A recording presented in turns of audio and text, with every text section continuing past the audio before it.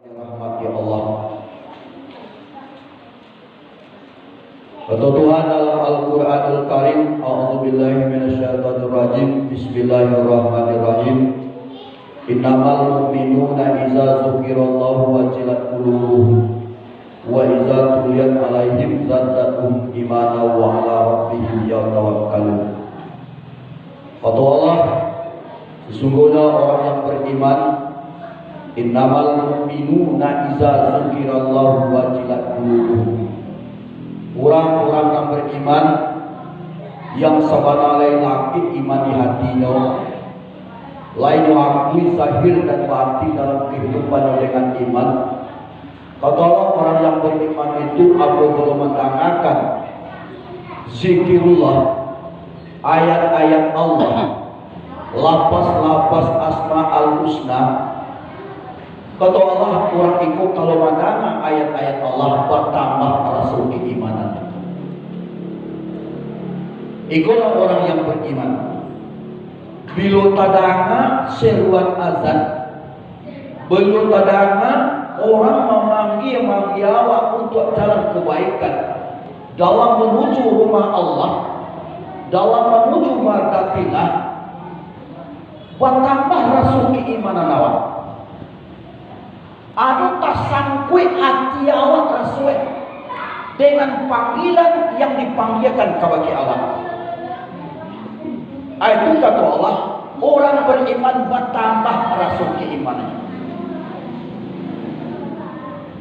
Anu rasuah dalam hati, rasa tak panggil hatinya. Dengan rasa hatinya tak panggil tadi, mampu bertambah rasa keimanan, lebih mendekatkan diri kepada Allah Subhanahu wa Ta'ala. Karena dulu orang setiap saat kadang azan melenceng di panganan, ndak sangeni Allah itu tak sangkut di perasaannya. Itu orang yang malang tuh. Biar asar, biar maghrib, biar isya, apalagi subuh, dan apalagi waktu sholat Jumat. Orang yang panganannya melenceng, nanti tidak tersangkut seperti Allah juga. Allah telah tutup hati mereka. Mudah-mudahan kita yang hadir pada siang menuju Jumat pada hari ini akan Allah bukakan pintu hati awak, seraya mengikut apa yang disampaikan oleh Allah melalui Al-Quran dan Sunnah Rasulullah. Sehingga dengan mendengarkan ayat-ayat Al-Quran, dengan mendengarkan seruan azan, baik awak tersentuh hati awak, terasu telo perasaan awak. Inilah bukti orang yang beriman yang merasa bertambah rasa keimanannya kalau mendengarkan ayat-ayat Allah. Yang awak takui apa? Khatamallahu ala qulubuhum, khatamallahu ala qulubihim wa ala sam'ihim wa ala absarihim ghishawatun wa lahum azabun azim. Allah tutup telinga awak mendengar kebaikan, sehingga tadanga lain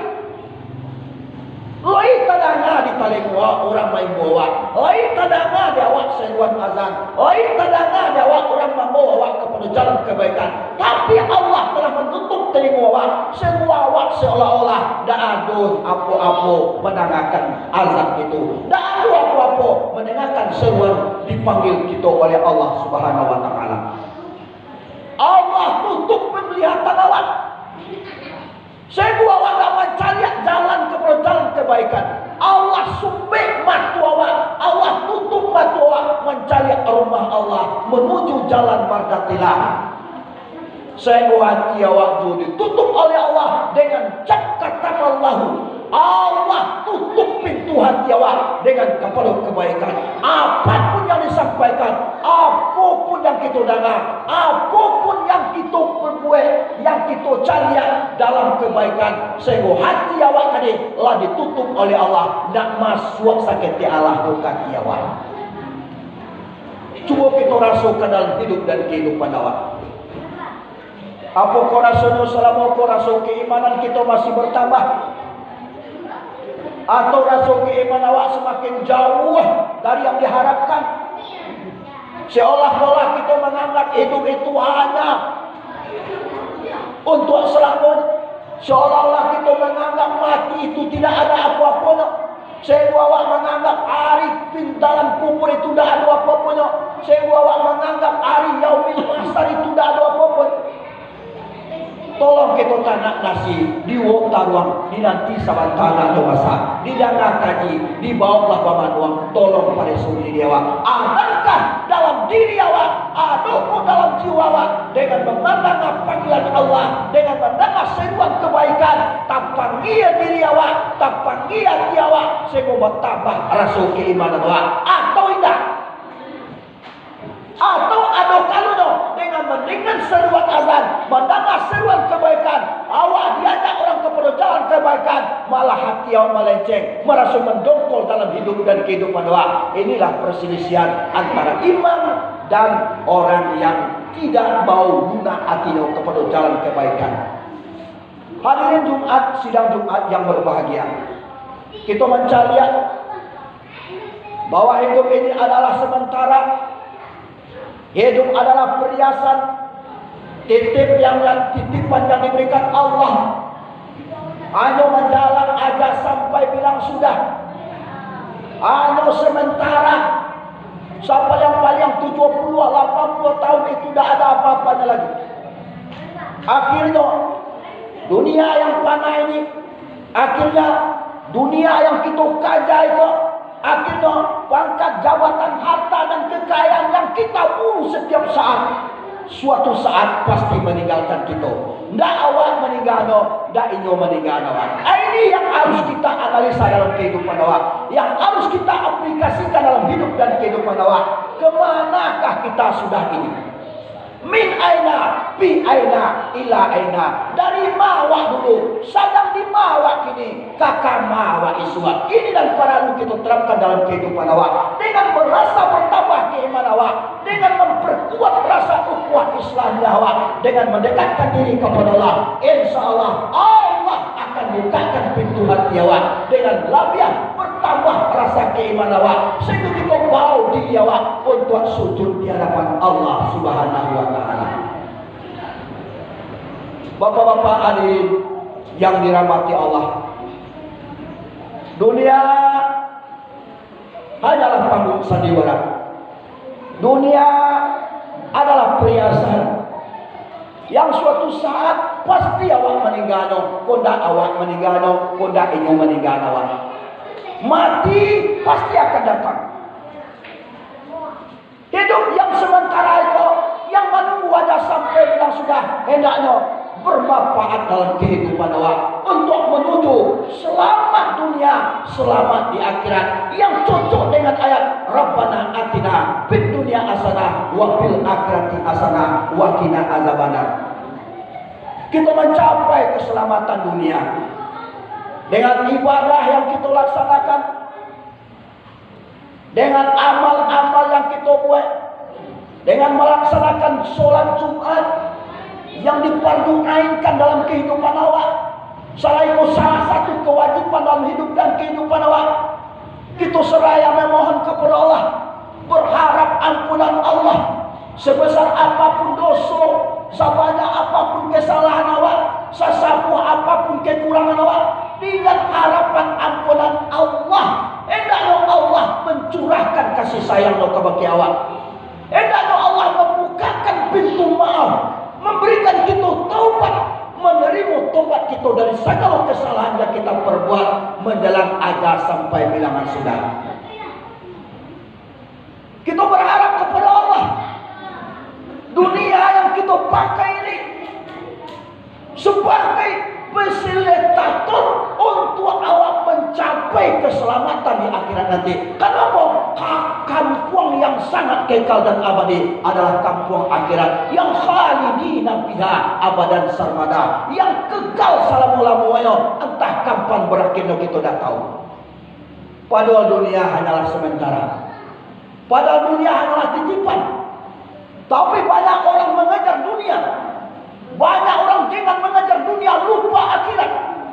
Dengan mengejar pangkat, harta, kekayaan, dia menghidupkan keluarga, lupa kewajiban sebagai seorang hamba Allah, sehingga itu jauh daripada melaksanakan perintah-perintah Allah. Inilah orang yang ditutup oleh Allah pintu hatinya.